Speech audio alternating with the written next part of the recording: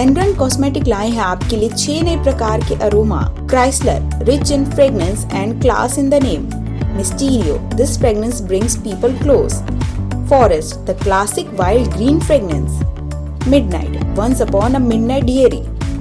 Urusa, one of the most loved fragrance. Bond Street, perfect fragrance to make a right impression at first sight. एनरन का इत्र आपको पूरे दिन खुशनुमा रखेगा। एक बार आप भी इसे जरूर इस्तेमाल करें।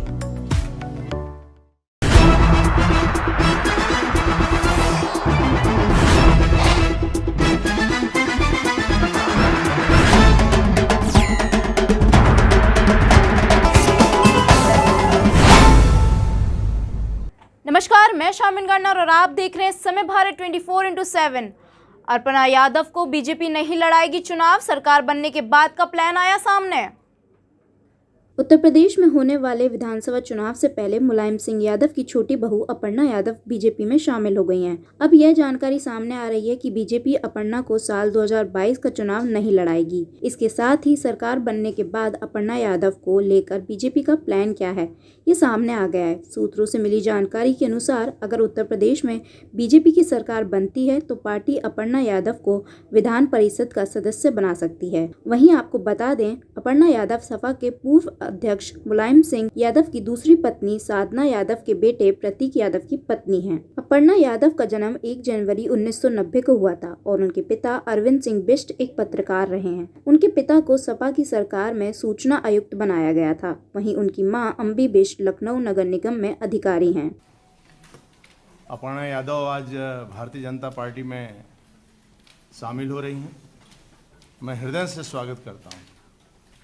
अपर्णा को सुबह शुरू से लग रहा है कि केंद्र में आदरणीय मोदी जी, राज्य में योगी जी, एक अच्छा सुशासन है, कानून का राज है और ये राज रहना चाहिए। इससे प्रभावित होकर भारतीय जनता पार्टी में शामिल हुई हैं। मैं हृदय से स्वागत करता हूं।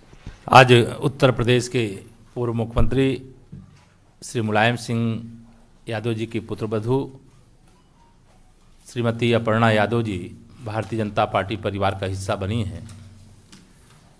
मैं सबसे पहले भारतीय जनता पार्टी परिवार में आपका स्वागत करता हूं कि उत्तर प्रदेश के पूर्व मुख्यमंत्री और समाजवादी पार्टी के वर्तमान अध्यक्ष श्री अखिलेश यादव जी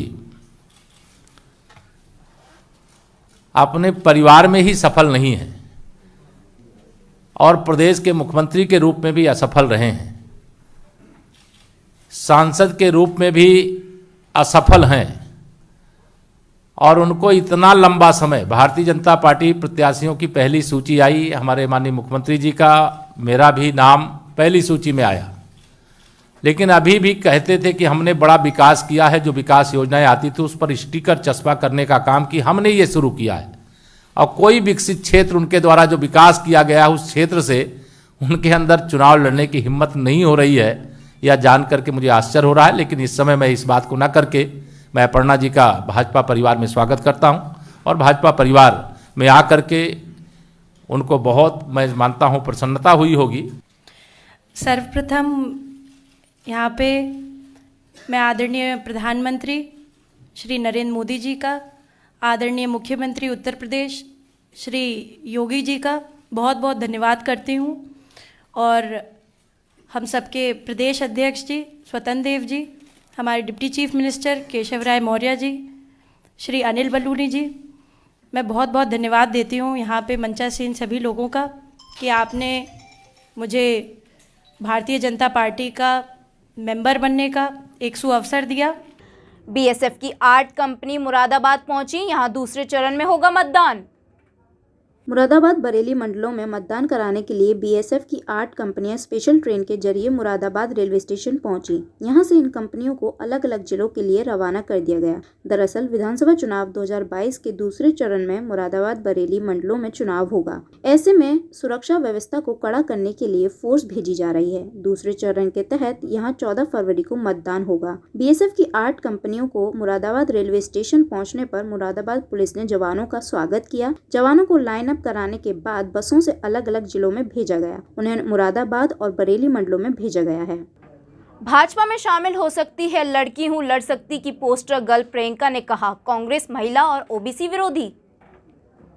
उत्तर प्रदेश में कांग्रेस को बड़ा झटका लग सकता है। लड़की हूँ लड़ सकती हूँ अभियान का चेहरा प्रियंका मौर्य के भाजपा में शामिल होने की अटकलें तेज हो गई हैं। मौर्य ने पार्टी पर टिकट वितरण में अनियमितता का आरोप लगाया था। टिकट न मिलने पर उनकी नाराजगी खुलकर सामने आ चुकी है। प्रियंका बुधवार को लखनऊ में भाजपा कार्यालय में मौजूद थी। उन्होंने कहा कि मैंने क्षेत्र में बहुत काम किया, लेकिन टिकट वितरण पूर्व नियोजित था। मुझे टिकट नहीं दिया गया था। उन्होंने कहा, लड़की हूँ लड़ सकती हूँ एक नारा है, लेकिन कांग्रेस ने मुझे लड़ने का मौका नहीं दिया। वहीं आपको बता दें, 15 जनवरी को कांग्रेस द्वारा 150 उम्मीदवारों की पहली सूची जारी की गई थी, जिसमें 50 महिलाएं शामिल थीं। प्रियंका ने पार्टी के एक पद अधिकारी पर टिकट के लिए पैसे मांगने का आरोप लगाया। साथ ही कहा कि पार्टी में धंधाली चल रही है और किसी को बोलने की हिम्मत नहीं है। जातिवाद के कारण नरेश सैनी को भी पार्टी छोड़नी पड़ी। पंजाब के बाद अब अरविंद केजरीवाल ने गोवा के मुख्यमंत्री चेहरे की घोषणा की। अमित पालेकर को बनाया गोवा का मुख्यमंत्री चेहरा। और जिसने गोवा के लिए अभी तक, ऐसा नहीं कि एक अचानक किसी को घर से उठा के ले आए और अब कहा आज से ये अब अच्छा काम करेगा, उस शख्स ने अभी तक अपनी जिंदगी में समाज के लिए बहुत कुछ किया है और सब लोगों को साथ लेके गोवा के विकास के लिए काम करेगा। और गोवा की राजनीति को देखते हुए सबसे इंपॉर्टेंट है कि वो ईमानदार होगा। He will be an honest man. एक और बात है, अभी तक गोवा में एक बहुत बड़ा समाज का हिस्सा है भंडारी समाज।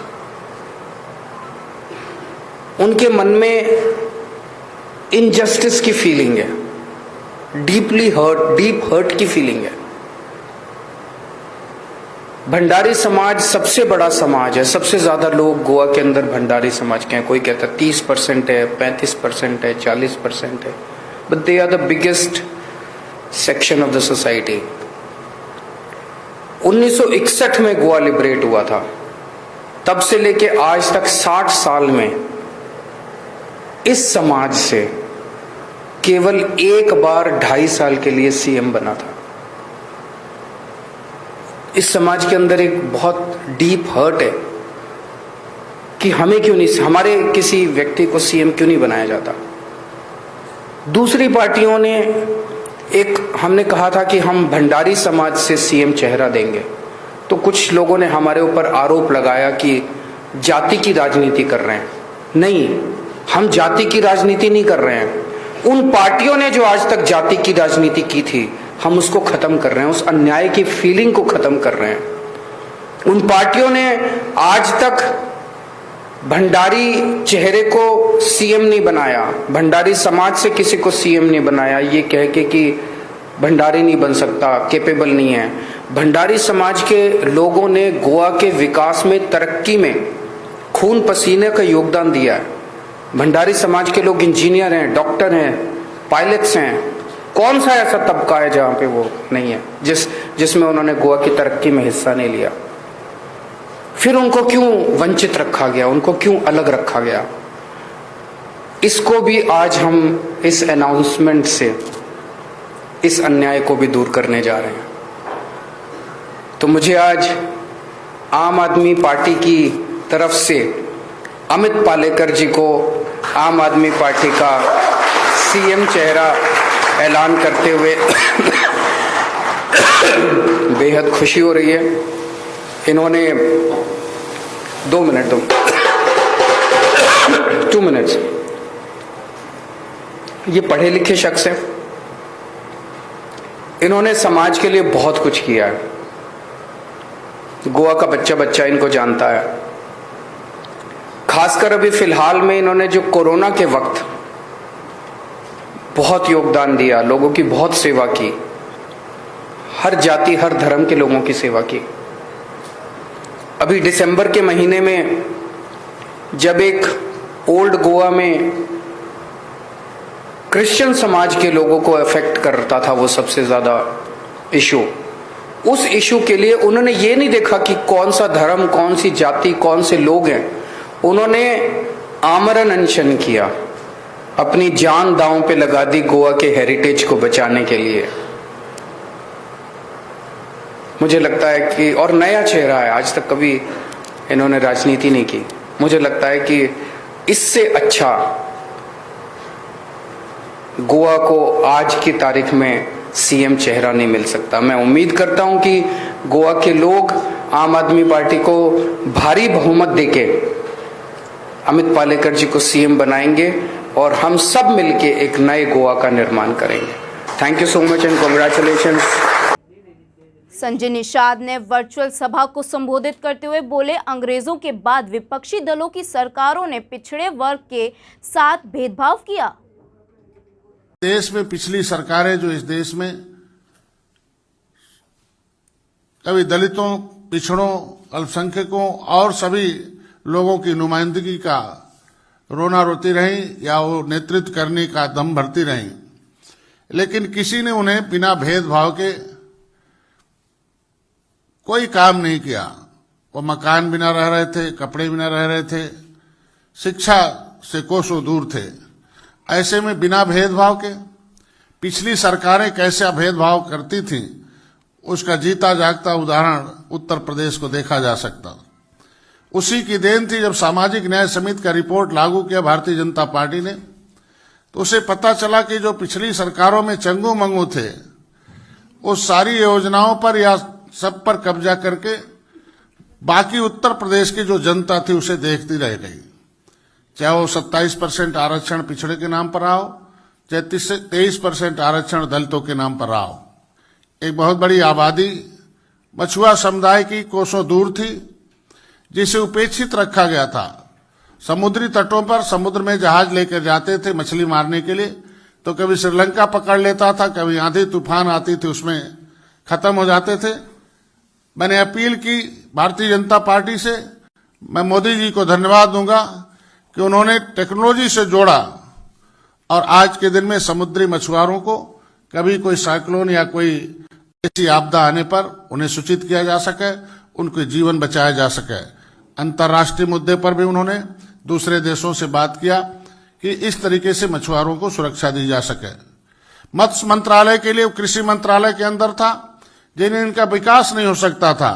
मैं भारतीय जनता पार्टी को धन्यवाद दूंगा कि हम लोगों की उस बातों पर ध्यान दिया और मत्स्य मंत्रालय को अलग किया और मछुआरों को जो गरीबी से, लाचारी से, बेकारी से घूम रहे थे, जिनके ऊपर अंग्रेजों ने अत्याचार तो किया ही था, इन लोगों ने भी भेदभाव किया। संविधान में मिला हुआ जो हक था उस पर भी डाका डाला। उन्होंने भी नाम विसंगति इतनी पैदा की कि कहीं अर्धघुमंतु, कहीं पिछड़े में, कहीं अनुसूचित जाति में, कहीं जनजाति में अलग अलग बांट कर रखा था। आज मत्स्य मंत्रालय अलग किया, उन्हें फ्री का बीमा देने का काम किया। महाराष्ट्र में कोरोना के 43,000 और दिल्ली में 13,000 से ज्यादा नए मामले आए सामने। कोरोना महामारी की तीसरी लहर में अब तक कुछ सुधार के संकेत नहीं मिल रहे हैं। दिल्ली में पिछले 24 घंटों में कोरोना के 13,000 से ज़्यादा नए मामले सामने आए और 16,580 मरीज ठीक हुए। कोरोना से 35 लोगों की मृत्यु हुई। महाराष्ट्र में कोरोना के 43,600 नए मामले सामने आए और 46,000 लोग ठीक हुए। कर्नाटक में पिछले 24 घंटों में कोरोना के 40,499 नए मामले सामने आए और 23,209 मरीज ठीक हुए। वहीं आज देश में लगभग 8 महीने बाद कोरोना के 3 लाख से ज़्यादा नए मामले दर्ज हुए हैं। दिल्ली एनसीआर में बारिश से बड़ी ठंड, 23 जनवरी तक ऐसा ही रहेगा मौसम का मिजाज। मौसम विभाग के मुताबिक दिल्ली एनसीआर में बुधवार देर रात करीब 1 बजे बारिश की शुरुआत हुई। इसके साथ ही तापमान और गिरने से ठंड बढ़ने का अनुमान है। बुधवार को कई जगह दिन में धूप तो खिली, लेकिन ठिठुरना बरकरार रहा। हालांकि लोगों को ठंडे दिन वाली स्थिति से थोड़ी निजात मिली। तापमान में भी इजाफा देखने को मिला। उत्तर प्रदेश, दिल्ली, हरियाणा, पंजाब और राजस्थान के कई इलाके कड़ाके की सर्दी की चपेट में हैं। आज गुरुवार को भी ऐसा ही मौसम रहने के आसार हैं। इसके बाद शुक्रवार, शनिवार को हल्की बारिश हो सकती है। केंद्रीय मंत्री स्मृति ईरानी के संसदीय क्षेत्र में भ्रष्टाचार का बड़ा मामला प्रकाश में आया। आरोप है कि 13 ब्लॉकों में रखे गए ऑपरेटर से भर्ती के नाम पर लाख रुपए लिए गए। अमेठी में किसान नेता व जन कल्याण समिति की अध्यक्ष रीता सिंह ने बताया कि पंचायत राज्य विभाग में कंप्यूटर ऑपरेटर की भर्ती निकली हुई थी। 13 ब्लॉकों में एक वैकेंसी थी। बिना किसी अखबार में विज्ञापन दिए श्रम विभाग व सेवा योजना कार्यालय में जो पंजीकृत बेरोजगार हैं, उनको सूचना दिए बिना जिले के बाहर के लोगों से साठगांठ कर भर्ती प्रक्रिया पूरी कर दी गई। सेवा योजना कार्यालय की बिना सूची के जो लोग पंजीकरण करवा रहे हैं, जनपद में बेरोजगार बैठे हुए हैं, कानों कान पता ही नहीं चलती, किसी को रिपेयरों में बार बार पंचायत राज विभाग में नियुक्तियां हो जाती है। कहाँ जाएंगे इस जिले के लोग? जो लोग पढ़ाई लिखाई, ये कोरोना लगा हुआ देश प्रदेश में जा नहीं सकते, जो जनपद की वैकेंसी निकल रही है। रीता जी, किस मामले को लेकर के अभी ज्ञापन दिया, क्या मांगे हैं आपकी? हम लोग आए हुए हैं जनपद अमेठी में, पंचायत राज विभाग में भर्ती निकली हुई थी कंप्यूटर ऑपरेटर की। 13 ब्लॉक में एक वैकेंसी थी। उसके बाद में शासन का लेटर जो था वो होता है कि जैसे सेवा योजना कार्यालय में जो पंजीकृत बेरोजगार हैं उनका सूची मांगने के बाद ही नियुक्ति की जाए। और पंचायत राज विभाग में 3 तारीख से 6 तारीख के बीच में कौन से पेपर में इन्होंने विज्ञापन दिया है, ना हिंदुस्तान, दैनिक जागरण, अमर उजाला, किसी में भी नहीं है।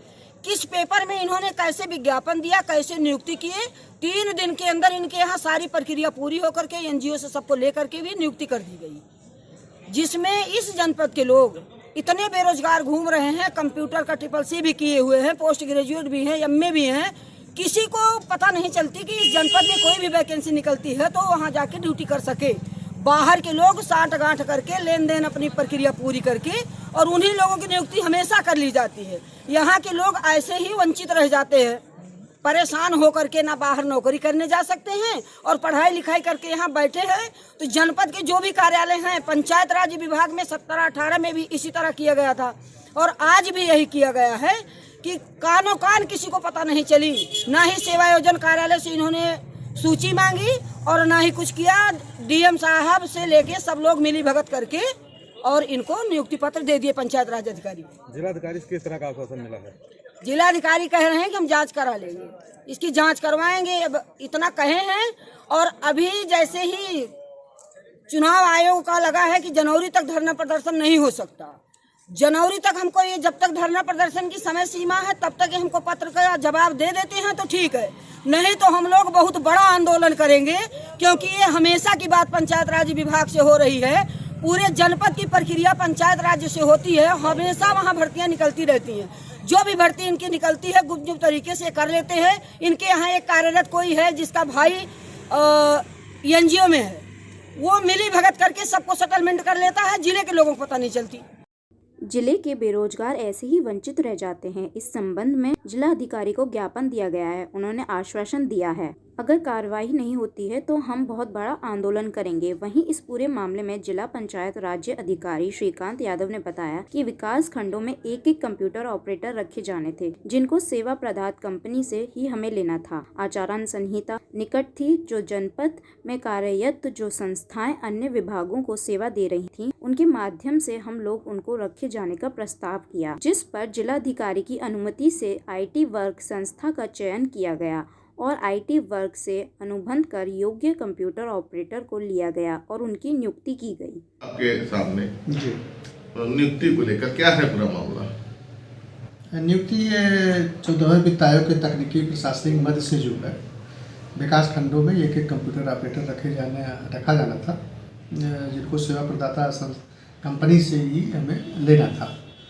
तो इसके क्रम में चूँकि आचार संहिता निकट थी तो जनपद में जो कार्यरत अन्य विभागों को जो सेवाएं दे रही हैं संस्थाएं, उनके माध्यम से जो है हम लोगों ने उनको रखे जाने का प्रस्ताव किया और जिस पर जिलाधिकारी महोदय की अनुमति से IT वर्क संस्था का चयन किया गया और IT वर्क को फिर उससे अनुबंध करके उनसे जो है योग्य कंप्यूटर ऑपरेटरों को लिया गया और उनकी नियुक्ति।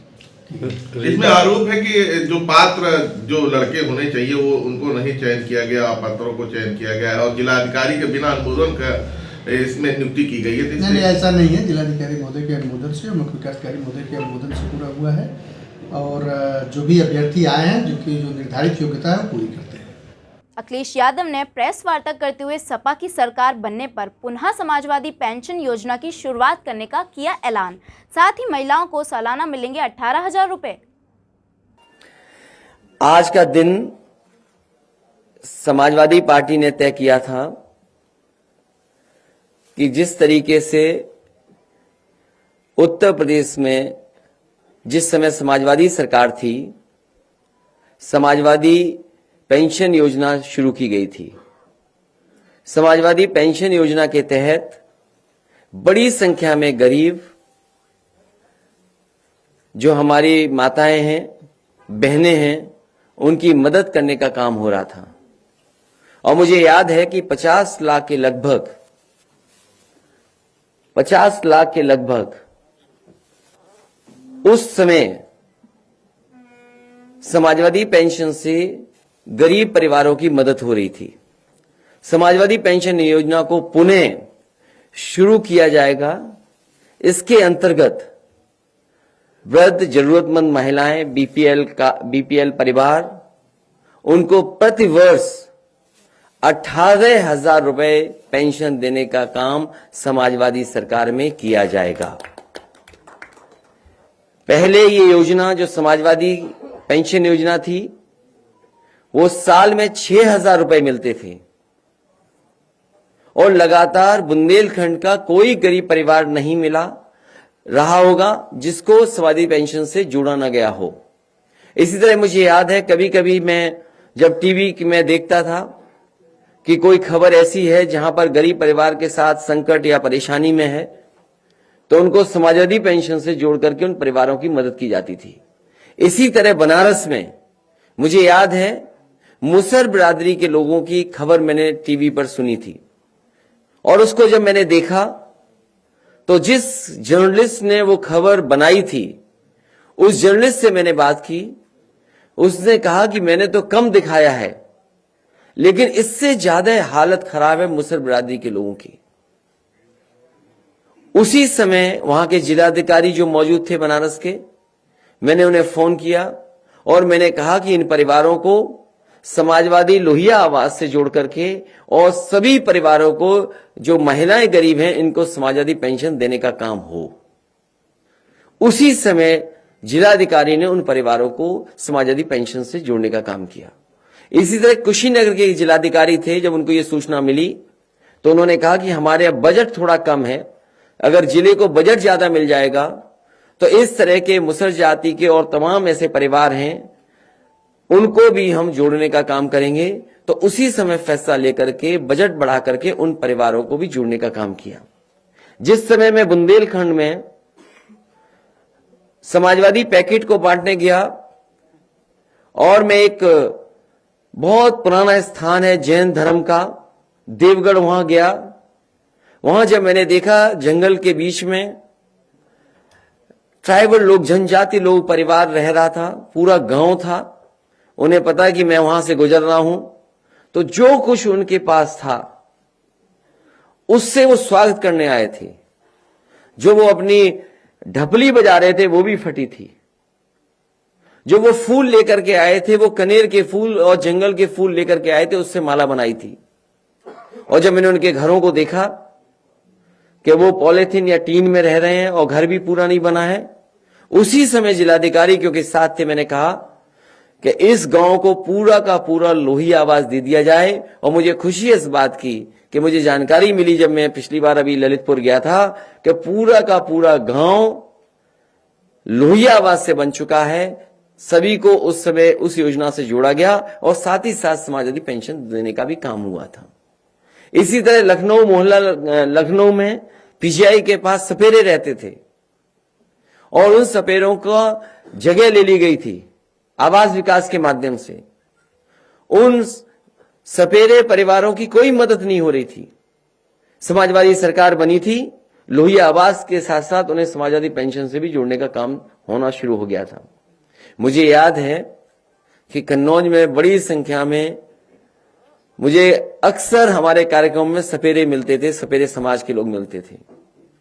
और पता नहीं क्यों सपेरे समाज के लोगों से हम समाजवादियों का लगाव रहा है।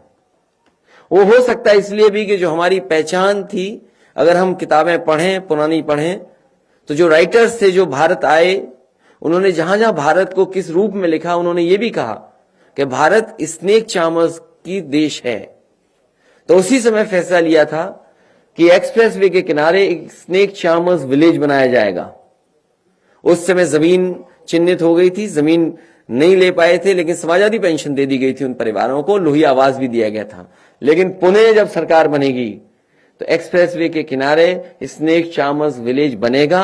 साथ ही साथ ऐसे परिवार जो ऐसे गरीब, जिनकी जातियों के नाम पे ही गरीबी दिखाई देती है, जात के आधार पे ही बहुत गरीब है, उन परिवारों को 100% समाजवादी पेंशन से जोड़ने का काम समाजवादी सरकार में होगा। एक बार फिर मैं प्रेस के लोगों का धन्यवाद देता हूं और दोबारा कहता हूं कि समाजवादी पेंशन योजना शुरू होगी। इस बार 6,000 साल नहीं मिलेगा, इस बार 18,000 रुपए साल मिलेगा। उत्तर प्रदेश के मुख्यमंत्री योगी आदित्यनाथ ने गौतम बुद्ध नगर में जिम्स अस्पताल में कोविड प्रबंधन का निरीक्षण एवं प्रेस वार्ता की। कोरोना के खिलाफ हमारे देश के अंदर आदरणीय प्रधानमंत्री जी के नेतृत्व में और उनके मार्गदर्शन में कोविड प्रबंधन का कार्य जिस बेहतरीन तरीके से हुआ है, पूरी दुनिया ने उसको सराहा है। फर्स्ट वेव और सेकंड वेव के बाद अब थर्ड वेव भी दुनिया में भी, देश में भी और प्रदेश में भी आई है। हम सब इस बात को जानते हैं कि फर्स्ट वेव को सफलतापूर्वक नियंत्रित करने के बाद सेकंड वेव के दौरान न केवल दुनिया में बल्कि देश में भी और उत्तर प्रदेश में भी ऑक्सीजन की कुछ समस्याएं देखने को मिली थी और उस समय भारत सरकार ने ऑक्सीजन स्पेशल ट्रेन चलवाई थी। ऑक्सीजन की आपूर्ति करवाने में उसने काफी मदद की। एयरफोर्स के जहाज भी उस समय उपयोग किए गए थे। उसके बाद ऑक्सीजन आत्मनिर्भरता के लक्ष्य को प्राप्त करने की दिशा में जो कदम बढ़ाने थे, आज मुझे यह बताते हुए प्रसन्नता है कि उत्तर प्रदेश में 551 ऑक्सीजन प्लांट लगे, जिसमें 11 ऑक्सीजन प्लांट आपके इस गौतम बुद्ध नगर में भी स्थापित हुए हैं, जो सभी क्रियाशील हैं। वैक्सीनेशन ड्राइव का कार्यक्रम यह देश 1 वर्ष पहले 16 जनवरी 2021 को वैक्सीनेशन के कार्यक्रम को, वैक्सीनेशन के अभियान को प्रारंभ किया था और 1 वर्ष में पूरे देश के अंदर 157 करोड़ वैक्सीन की डोजेज उपलब्ध करा दी गई थी। आज मुझे बताते हुए प्रसन्नता है कि उत्तर प्रदेश में भी 23 करोड़ 75 लाख वैक्सीन की डोज उपलब्ध कराई जा चुकी है। नेशनल एवरेज से उत्तर प्रदेश वर्तमान में एक अच्छी स्थिति में है। हमने प्रदेश के अंदर फर्स्ट डोज 95% से अधिक लोगों को उपलब्ध करवा दिया है और सेकंड डोज 62% लोगों को उपलब्ध करा दिया है। 15 से 17 आयु वर्ग के प्रदेश में 1 करोड़ 40 लाख जो डोजेस दी जानी है, उनमें से हम लोगों ने 62,83,000 डोजेज उपलब्ध करा दी हैं और प्रिकॉशन डोज भी हम लोग ने अब तक 5,29,000 लोगों को प्रदेश में उपलब्ध करवाया है, जिसमें 60 वर्ष से ऊपर के किसी गंभीर बीमारी से पीड़ित जो सीनियर सिटीजन हैं, हेल्थ वर्कर हैं, उन सभी लोगों को ये प्रिकॉशन डोज दी जा रही है। उनमें हम लोगों ने प्रदेश के अंदर 5,29,000 लोगों को ये डोजेज अब तक उपलब्ध करवाई हैं। गौतम बुद्ध नगर ने वैक्सीनेशन ड्राइव के कार्यक्रम को बहुत अच्छे ढंग से आगे बढ़ाया है। खासतौर पर अगर हम देखेंगे तो यहां पर जो फर्स्ट डोज है वह पहले ही 100% के लक्ष्य को प्राप्त कर चुका है। 15 से 17 वर्ष की आयु के जो लोग हैं, जो बच्चे हैं, उनको 1,16,000 डोज उपलब्ध कराई जा चुकी हैं। सेकेंड डोज जो वैक्सीन की है उसमें लगभग 52% लोगों को 92% लोगों को यहां पर उपलब्ध कराया जा चुका है। प्रिकॉशन डोज भी 45 यानी 46% लोगों को यहां पर गौतम बुद्ध नगर जनपद में उपलब्ध कराया जा चुका है। ऐसी ही बड़ी खबरों को जानने के लिए बने रहें समय भारत 24/7 के साथ। तब तक के लिए धन्यवाद।